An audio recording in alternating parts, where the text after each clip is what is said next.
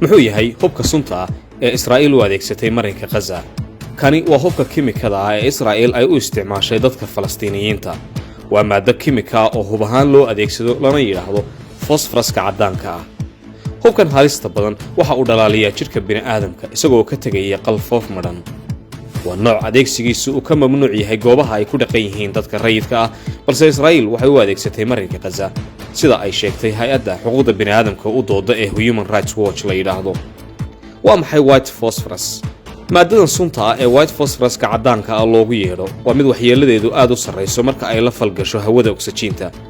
heerkulkeedu waxa uu gaadhaa 800 oo digrii oo Celsius ama qiyaastii 1500 oo digrii oo Fahrenheit ah. waa heerkul suurtagal ay tahay in ay birtu dhalaasho. waxa ay wadataa dab xawli ku fidaya iyo qiiq aan xaddi lahayn oo dhulka oo dhan qabsanaya. phosphoruska caddaanka ah inta badan waa maaddo aan midab lahayn, mararka qaarkoodna waa midab hurdi ama jaalle u dhow oo urta toonta oo kale leh.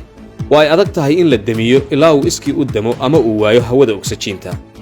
sidee ayay phosphoruska caddaanka u waxyeelaysaa qofka bini'aadamka ah? sida ay sheegayaan khubarada caafimaadka, hubkan mamnuuca ah ee white phosphorus bomb oo lagu eedeeyay Israa'iil in ay u adeegsatay marinka Gaza waxa uu jirka bini'aadamka ka weeraraa 3 qaybood oo muhiim ah: neef mareenka, maqaarka iyo indhaha. waxaanu howlgab ka dhigi karaa shaqada wadnaha, kaliyaha iyo beerka. xeeldheerayaal caafimaad oo telefishinka Al Jazeera la hadlay waxa ay sheegeen in waxyeelada maadada tani ay ka gudbi karto maqaarka una tallaabi karto lafaha haddii aanu qofku helin daryeel degdeg ah ama aan si wacan looga dhaqin jirka. maxay yihiin xeerarka caalamiga ah ee uga degsan isticmaalka hubkan? inkasta oo adeegsiga phosphoruska caddaanka ah ee xilliyada dagaalka aan lagu darin hubka loo aqoonsaday kiimikada, haddana caalamku waxa uu si buuxda isugu raacsan yahay in aan loo isticmaali karin goobaha ay dadku ku badan yihiin iyo dhismayaasha ay shacabku degan yihiin sida lagu xusay heshiiskii lagu kala saxiixday Geneva 1980. Israa'iil hubkan ma u adeegsatay marinka Gaza?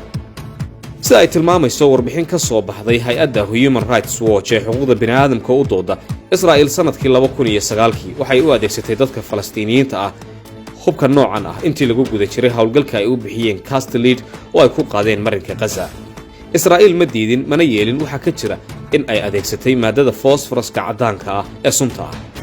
saraakiil ka tirsan ciidankeedu waxa ay sheegeen in hubkani loo adeegsaday si loo lumiyo yoolka ama ciidamada ka soo horjeeda dhufaysyada looga saaro iyada oo la raacayo qawaaniinta caalamiga ah.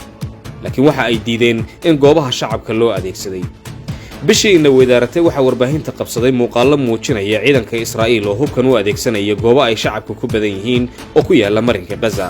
taasina waxa ay noqonaysaa mid ka mid ah dambiyada dagaalka ee ciidanka Yuhuuddu ay ka geysanayaan carrada reer Falastiin.